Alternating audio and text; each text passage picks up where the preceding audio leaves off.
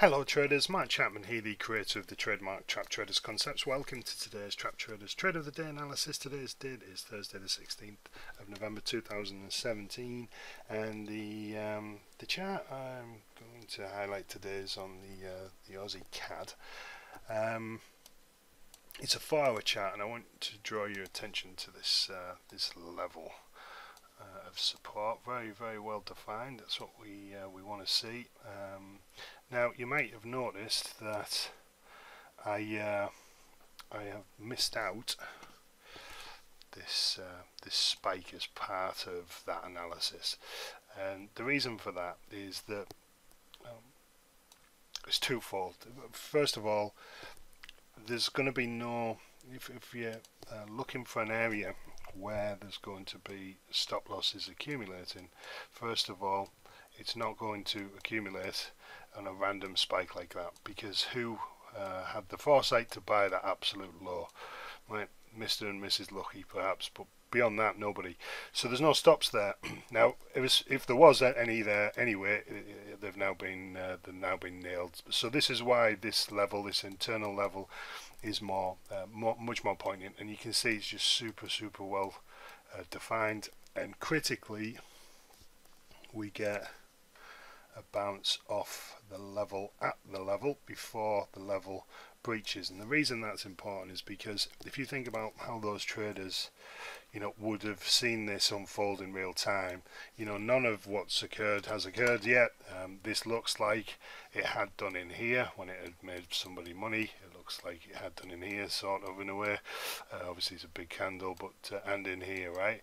It looks exactly the same as that engulfing candle at the level. People are thinking that's going to follow through. So that little pause at the level and the bounce, the entry cheese, means for certain that there's an accumulation of stops at that level, because people are just coming in for the first time to buy, even if you can't make a case for people still being in that trade from these previous buys at the level. You certainly can when you get a reaction off the level, right? That's super important. And in fairness, because this is a bit of a range going on, there is a less likelihood that there'll be any accumulated carryover of stops from these people in here. Of course, you'll get the odd greedy bugger who's still in the trade because they hoped it would break this level and follow through. They hang on, which means their stops still sit there, but there'll be fewer of them. People will have traded that to the other side and bounced. So therefore, it makes it even more important that you get that reaction off the level. So we've had the reaction off the level. People go long. In actual fact, it's been touched twice, so that just adds weight to the fact that there will be stops there, because if it didn't get them the first time, it got those second people to come in and convince them in, and they'll place their stops below the level like that. So they get stopped out as price goes down through the level, and if you're a buyer in here, those are sell orders, forced selling as price goes down through the level and stops them out. Now that allows something to do some efficient buying in the face of that forced selling. And when it comes back to the level, what do a lot of traders like to do when they've had this level of support breach? Break, pull back.